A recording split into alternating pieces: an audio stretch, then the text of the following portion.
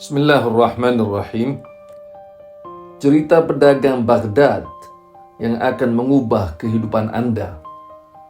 Alkisah, di kota Baghdad ada suatu tradisi dan kebiasaan yang dipertahankan oleh setiap pedagang, yaitu mengajari anaknya untuk meneruskan usahanya. Ada seorang pedagang yang mempunyai anak semata wayang. Demi membentuk kepribadian unggul dan supaya anaknya kelak mandiri dan berdikari, sang ayah menyiapkan sebuah kapal buat anak itu untuk mengarungi lautan samudera. Kapal telah dipenuhi peralatan lengkap, barang-barang berharga, dan awak kapal untuk berniaga ke negeri asing seperti India dan Persia. Kemudian kapal mulai berlayar. Semua berjalan dengan baik dan sesuai harapan serta rencana. Angin dan ombak selama 9 hari, 9 malam menemani kapal itu dengan tenang dan damai. Tapi hari ke-9 alias hari terakhir pelayaran semuanya berubah total. Angin berhembus kencang, hujan badai, ombak yang tinggi menghantam dan menghancurkan kapal tersebut, sehingga menjadi berkeping-keping. Semua barang niaga dan properti perdagangan yang mahal dan berharga hancur, dan semua awak kapal meninggal dunia. Kecuali anak itu yang selamat secara mukjizat karena berpegangan dengan sebatang kayu di tengah laut. Dan pada akhirnya anak tersebut terdampar di sebuah pulau dalam kondisi yang kritis dan tidak sadar. Setelah sadar, dia kaget dan bingung karena mendengar suara musik dan penyambutan penduduk pulau tersebut. Mereka mengangkat anak tersebut dengan rasa gembira ria. Lalu mereka memberinya pakaian yang indah serta perhiasan mahal yang menghiasi tubuhnya. Tidak cukup itu saja, penduduk pulau membawanya ke istana negara dan menobatkannya sebagai raja. Setelah diangkat menjadi raja, para delegasi, para menteri, petinggi, dan semua orang mengucapkan selamat kepadanya. Tentu saja anak itu sangat bingung dengan apa yang terjadi pada dirinya.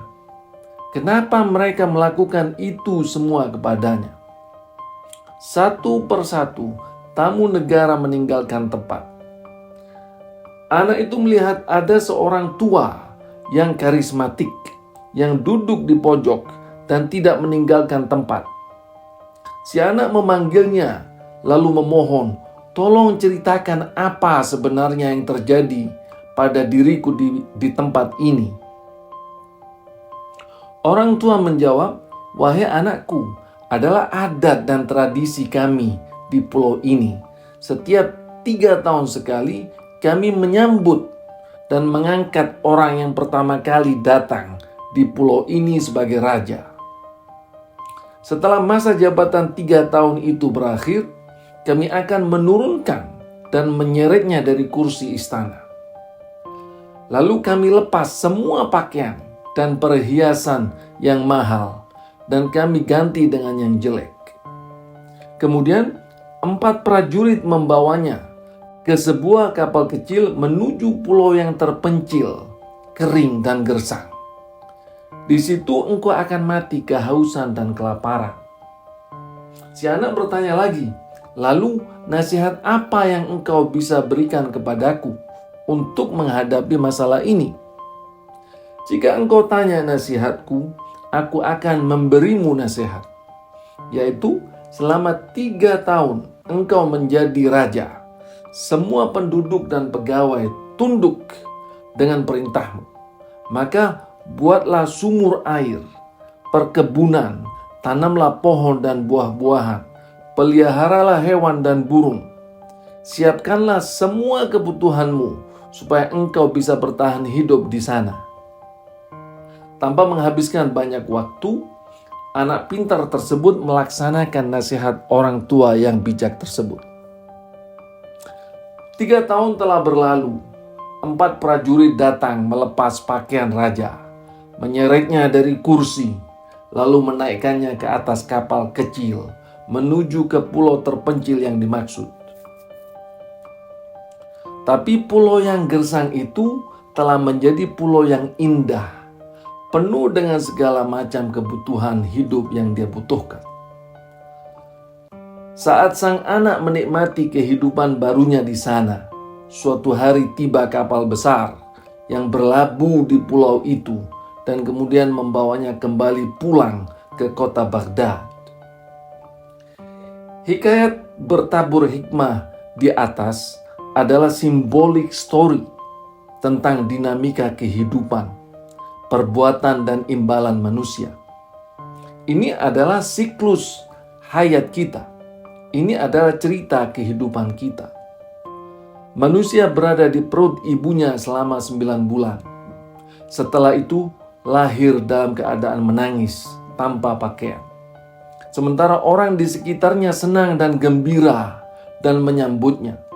Seperti 9 hari di tengah lautan yang tenang.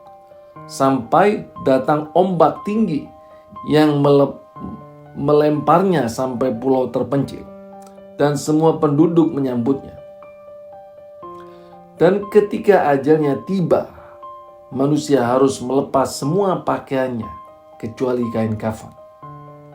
Lalu 4 orang yang bisa mengangkat jenazahnya seperti 4 prajurit yang mengangkatnya ke kapal kecil. Para menteri, pejabat dan petinggi yang mengucapkan selamat dan lain-lain adalah simbol dan penampakan dari godaan duniawi, harta, orang-orang munafik, hawa nafsu, setan, dan lain-lain.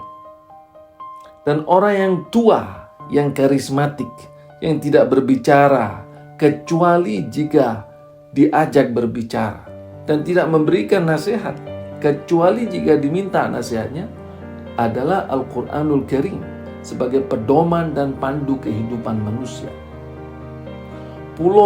Pulau yang pertama adalah dunia yang penuh dengan ujian dan godaan. Dan pulau yang kedua adalah alam barzakh, alam kubur dan akhirat. Allah berfirman dalam surat Az-Zukhruf ayat 72, "Wa tilkal jannatu allati urithumuha bima kuntum ta'malun." Dan itulah surga yang diwariskan kepadamu sebagai hasil dari amal-amalmu. Allah juga berfirman dalam surat Ar-Ra'd ayat 23, "Jannatu adnin yadkhulunaha wa man salaha min abaihim wa azwajihim wa dhurriyyatihim wal malaikatu yadkhuluna alaihim min kulli bab." Surga Aden yang mereka masuk ke dalamnya bersama-sama dengan orang-orang yang soleh dari bapak, istri, dan anak cucunya. Dan para malaikat masuk ke tempat-tempat mereka dari semua pintu. Thank you very much.